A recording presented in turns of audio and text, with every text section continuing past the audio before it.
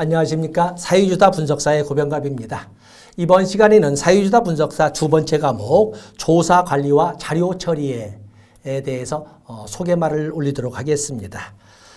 자료 관리와 자료 처리 첫 번째 과목인 조사 방법과 설계와는 달리 또 다른 자료 수집 방법이라든지 실제 조사 관리라든지 이런 영역에 대해서 정리되어 있는 것이 바로 이 두 번째 과목입니다.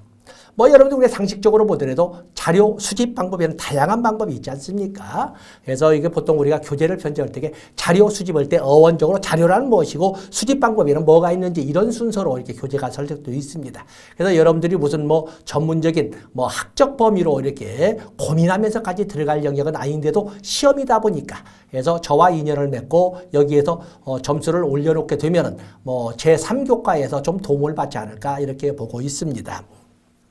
자, 보통 우리가 자료 수집 방법에 들어가 보면 자료의 종류의 1차 자료와 2차 자료가 이건 1차 자료와 2차 자료에 대해서는 꼭 제2 과목에서만 출제되는 것은 아닙니다. 1차 자료, 2차 자료는 1과목에서 출제되고 다 모든 영역에서 사유조사하는 과정에서는 당연히 등장하는 거기 때문에 다 어디서나 출제가 된다라고 보시면 됩니다.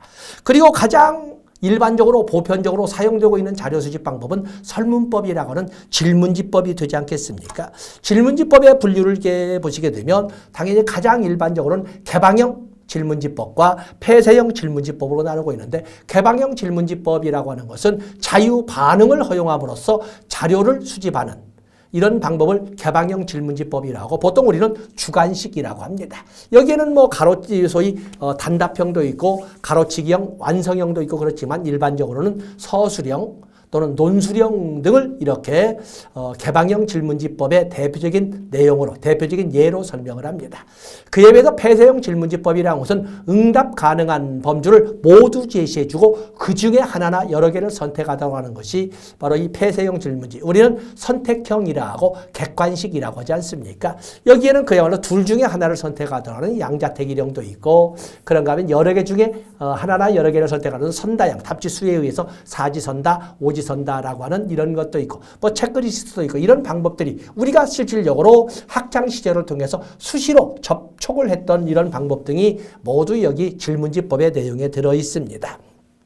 그 외에도 평정형, 서열형이 있지만은 이런 정도 보시고 또 그 외에도 이 작성은 응답하는 방법에 의해서 자기 기입법도 있고 타인 기입법도 있습니다. 보통 우편 조사와 같은 경우는 자기가 응답자가 답을 해서 반송을 함으로써 자료를 수집하도록 해주지 않습니까? 그런가 하면 전화조사나 면접조사와 같은 경우는 자기 기입보다는 전화조사원이 또는 면접원이 그래서 기입하는 타인 기입법 방식을 쓰고 있거든요. 그것마다 모두 소위 특징이 다르기 때문에 이런 것도 우리가 봐주시고 또 그런가 하면 우리가 일반적으로 요즘은 좀 보기 어렵습니다만 우편조사, 전화조사 또는 온라인 조사 이런 등등의 다양한 방법이 있는데 이런 요즘에는 소위 우편조사나 이런 건 없고 선거철이 되다 보니까 전화조사가 많지 않습니까? 그러다 보니까 선거철을 전후해서는 전화조사에 대한 문제가 많이 나오고 또 그런가 하면 민감한 사항에 대해서 연관되어서 OX가 나오겠습니다만 온라인 조사에 대한 관심도 상당히 높아졌다는 것. 특히 전화조사와 온라인 조사의 문제점은 표본의 대표성을 확보하기 어렵다는 이런 문제점을 언제 염두에 두고 여러분들이 접근하시면 된다는 것을 또 수업 시간을 통해서 말씀을 드리겠습니다. 그런가 하면 이런 질문집 말고도 관찰법, 인류의 가장 오래된 역사는 시각을 이용한 사실은 요즘에는 더 넘어서 시각뿐만 아니라 인간의 감각기관을 이용해서 자료를 수집하는 방법으로 관찰법을 설명을 하는데 참여도에 따라서 참여관찰, 비참여 관찰, 또 준참여 관찰로 설명을 하고 이때 참여자의 범위를 참여자와 관찰자로 나누어서 4개의 범주로 나눈 문제도 잘 나옵니다. 완전 참여자, 완전 관찰자. 참여자적 관찰자, 관찰자적 참여자. 이런 특징으로 곧잘 나오는 것이 관찰법이 되겠어요. 그리고 관찰의 유형은 우리가 말로는 참 쉽지만 다양하게 구별이 되거든요. 관찰의 시점과 행동 발생의 시점이 일치한다면 직접 관찰, 그렇지 않다면 간접 관찰.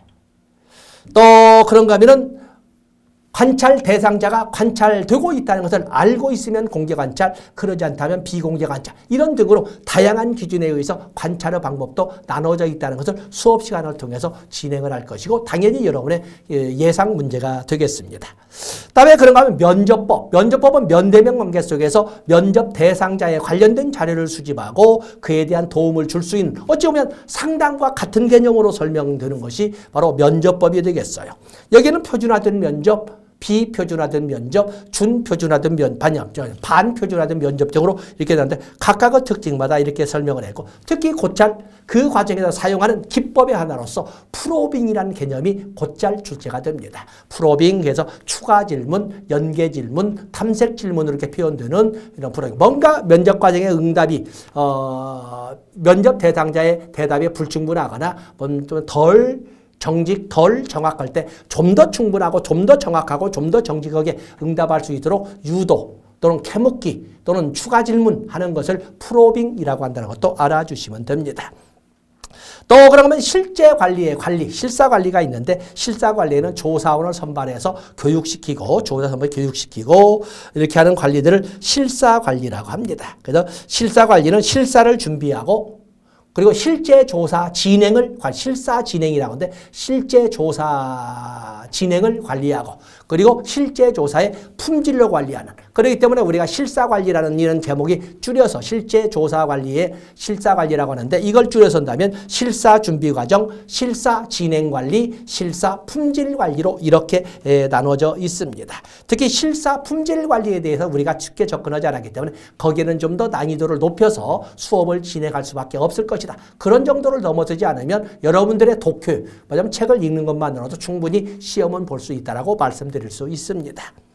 또 그런가 하면은 좋은 검사나 좋은 조사의 조건으로 당연히 타당도, 신뢰도, 객관도, 실용도가 있는데 객관도는 채점자의 신뢰도이기 때문에 신뢰도 한 유형으로 분류를 시키고 실용도라고 하는 것은 검사나 또는 조사를 실시할 적에 얼마나 시간, 비용, 노력이 적게 드느냐 하는 경제성의 정도이기 때문에 굳이 교재의 면을 차지할 정도까지 그렇게 다룰 수 있는 것도 당연한 거기 때문에 해서 빼버리고 그냥 일반적으로 어떤 큰 제목도 없이 갑자기 타당도와 신뢰도라는 단어가 나오는데 사실은 좋은 조사의 양호도를 말합니다. 그래서 알아볼 것을 제대로 알아보느냐? 타당도. 알아볼 것을 알아보았다고 하더라도 얼마나 오차가 적게 정확하게 알아봤느냐? 신뢰도. 이에 대해서는 별도의 목차 없이 이렇게 출제를 하고 있는 겁니다. 나올 수밖에 없는 범위라고 말씀을 드립니다. 그래서 그 굵은 글씨로서 굵은 제목만 지금 설명을 했지만 여러분들은 우리가 사회과학을 하면서 많이 본 적이 있을 것입니다. 여러분들이 소위 사회조사 분석서를 합격한다면 이 중에